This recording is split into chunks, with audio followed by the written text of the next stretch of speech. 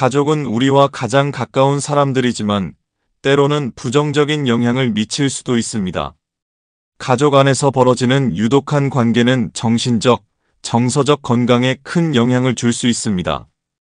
이런 관계는 다양한 모습으로 나타날 수 있으며 이를 알아차리지 못하면 삶의 질이 크게 떨어질 수 있습니다. 가족 관계는 단순히 개인의 문제가 아니라 가족 전체의 상호작용에서 비롯됩니다. 그래서 이런 문제를 해결하려면 가족 관계를 잘 살피고 필요한 변화를 만들어가는 것이 중요합니다. 유독한 가족 관계는 여러 가지 형태로 나타납니다. 폭언과 비난, 지나친 간섭, 편애, 경제적 착취, 그리고 무관심 같은 모습들입니다.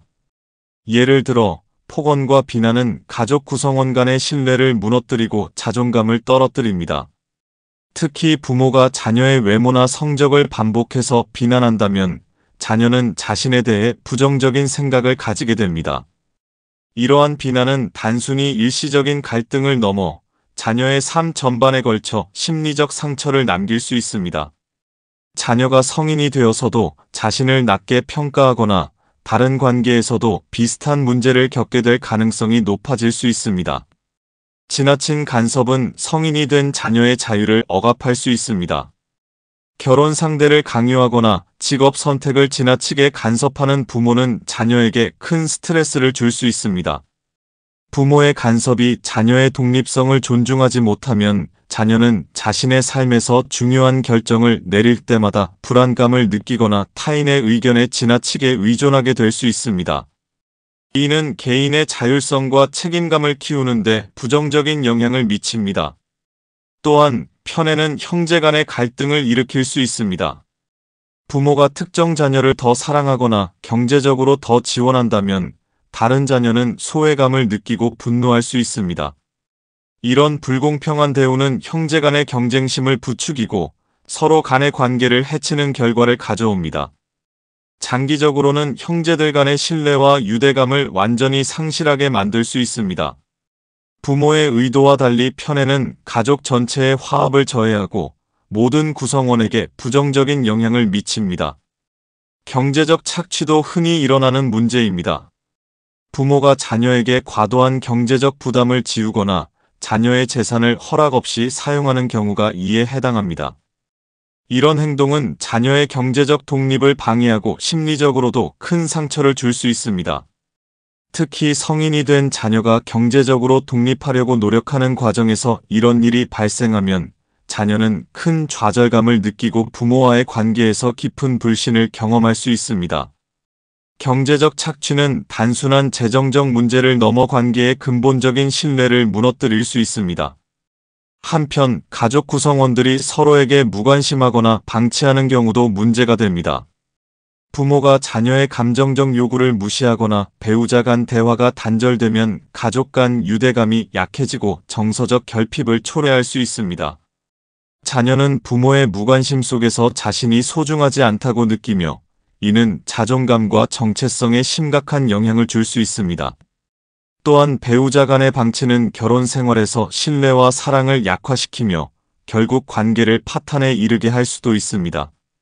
그래서 가족 관계에서도 서로 간의 경계를 설정하는 것이 중요합니다. 가족이라고 해서 모든 것을 무조건 참고 견뎌야 하는 것은 아닙니다. 폭언, 간섭, 착취 같은 행동은 반드시 선을 그어야 합니다. 경계를 정하는 것은 단순히 갈등을 줄이는 것이 아니라 서로를 존중하는 건강한 관계를 만들어가는데 꼭 필요합니다. 이는 가족 간 신뢰를 높이고 불필요한 갈등을 예방할 수 있습니다. 예를 들어, 나는 내 시간을 존중받고 싶어라고 자신의 생각을 분명히 전달하는 것이 중요합니다. 경계를 정하는 것은 가족과의 관계를 끊는 것이 아닙니다. 적절한 거리를 유지하면 오히려 서로를 더 잘 이해하고 존중하게 될 수 있습니다.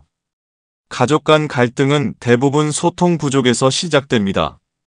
자신의 감정을 솔직히 표현하고 상대방의 이야기를 경청하는 노력이 필요합니다. 예를 들어, 부모가 자녀의 삶에 지나치게 간섭한다면 자녀는 자신의 생각을 차분하게 설명하면서 부모에게 자신의 독립성을 존중해달라고 요청할 수 있습니다. 이 과정에서 부모의 입장을 이해하려는 노력도 중요합니다. 양방향 소통은 갈등을 줄이고 관계를 개선하는 데 큰 도움을 줄 수 있습니다. 가족 갈등을 해결하려면 감정을 정리하고 문제를 차분히 바라보는 것이 첫걸음입니다.